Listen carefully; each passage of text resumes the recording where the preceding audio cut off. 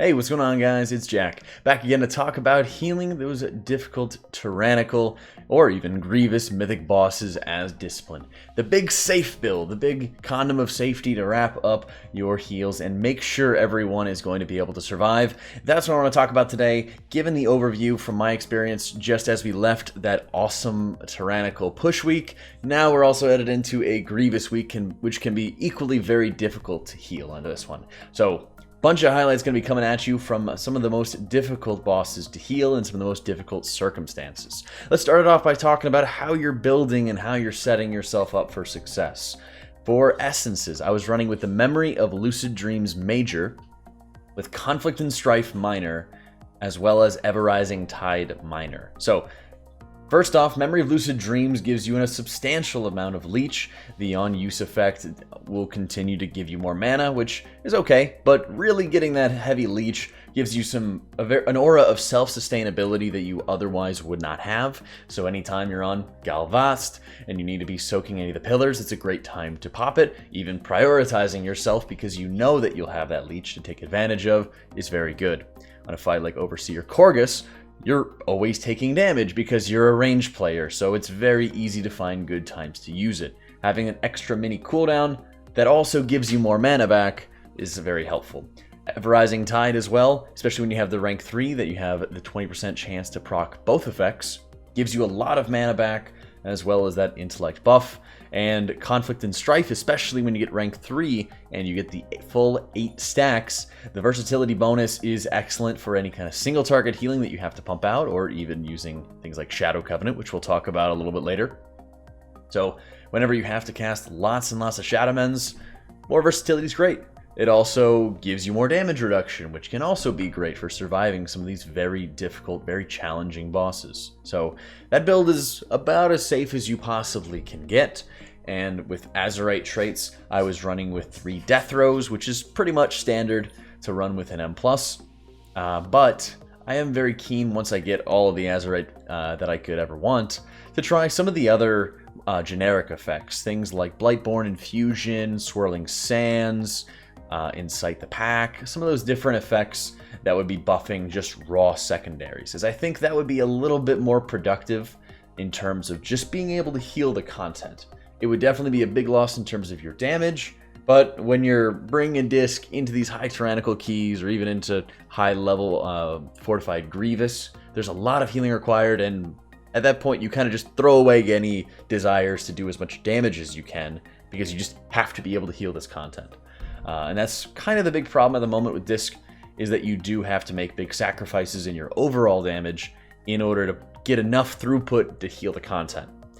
It's a bit better than it was in Season 2. In fact, I'd say it's substantially better than it was in Season 2, because at least you can heal the content right now. You're able to rise to a high enough level that you can heal most all the dungeons that are thrown at you, even if it does mean that you have to sacrifice a lot of your damage along the way just to spec and optimize yourself to do it.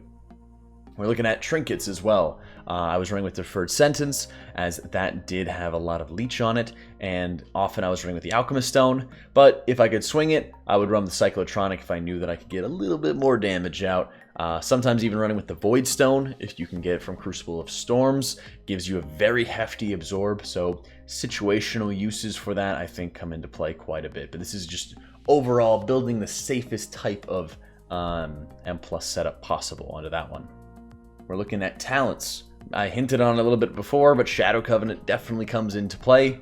And while you'll ordinarily be taking Schism, I think when you need to play very safe for a very specific boss, again, going back to Galvast or even going back to Overseer Korgus, you kind of have to, you do have to optimize yourself just to be able to heal one boss.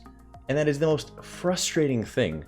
I can't understate how frustrating it is, but having to optimize yourself for a dungeon like Galvast, for a dungeon like Temple for Galvast, having to optimize yourself for Council of Captains or Sky Captain Crag and Freehold, even when the next 2 bosses are completely free, the rest of the trash is completely free.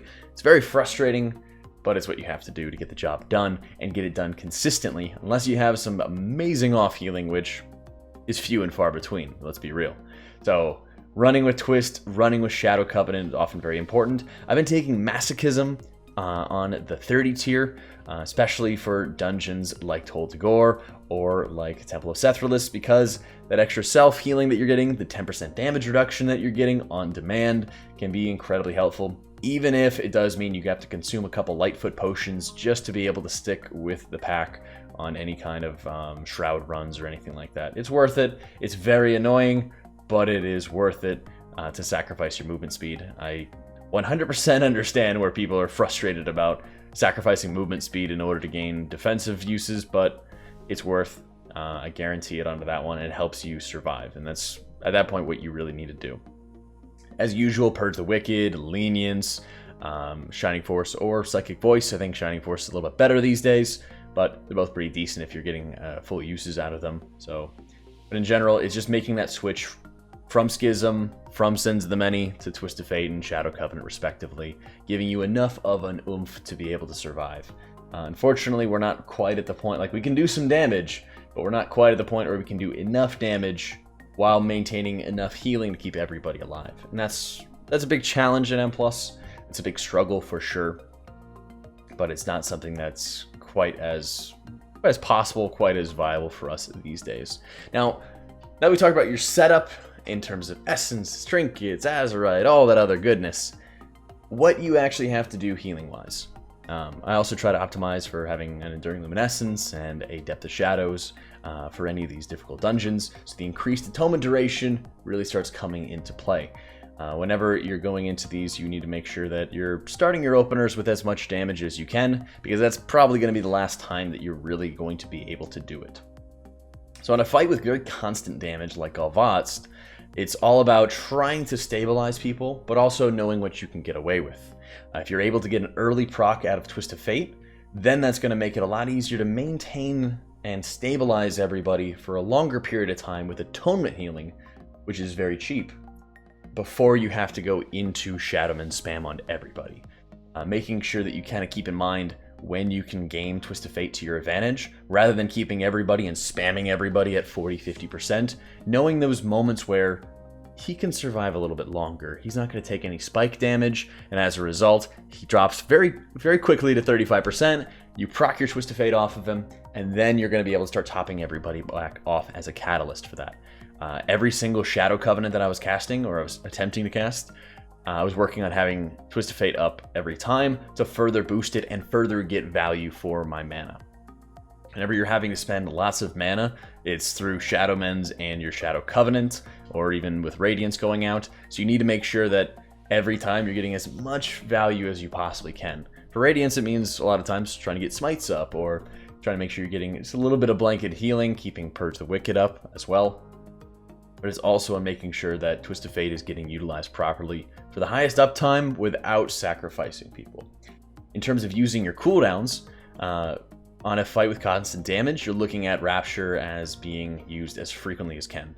So Galvatz, use it early, use it late, and then I usually start calling for people's defensives in the middle. So I'll often use Shadow Fiend in the middle since I'm only getting one cast.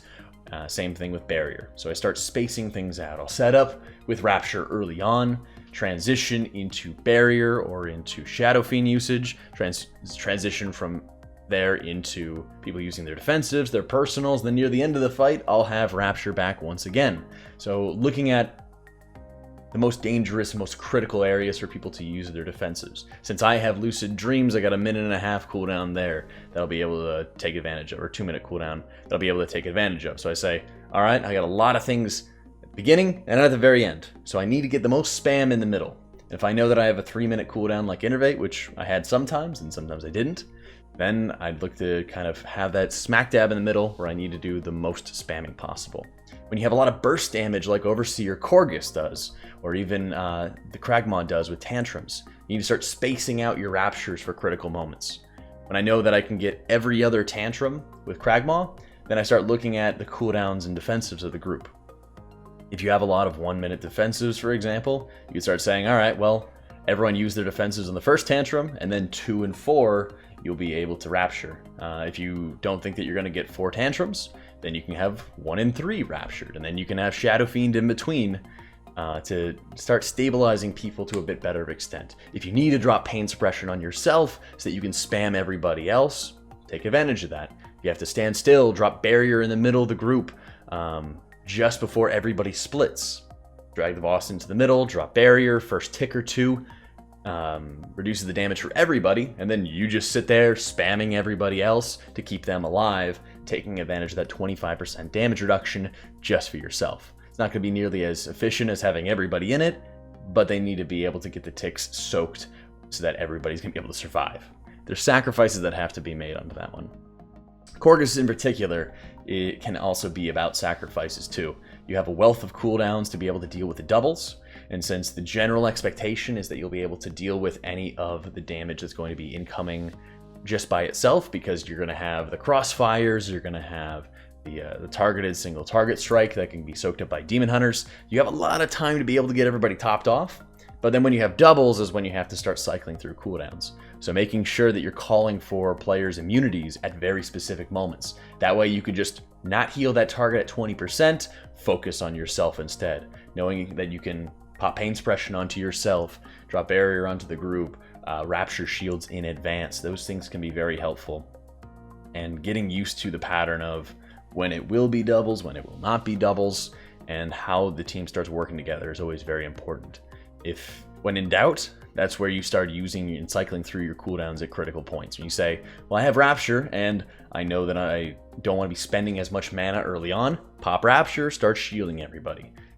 Once the target first takes that hit, then you're able to start shielding out on top of that, top of the dot, and start making it easier to get everybody healed up, topped off a little bit later on. Even if you have to, at the end of the day, sacrifice one person to protect everybody else, that's very worth it as well. Going through a fight with constant damage, it's very difficult to make sure everybody is going to be in a healthy enough position. So you might just have to spam Shadow Mends onto one DPS and let another die. That way you can get a battle res on him.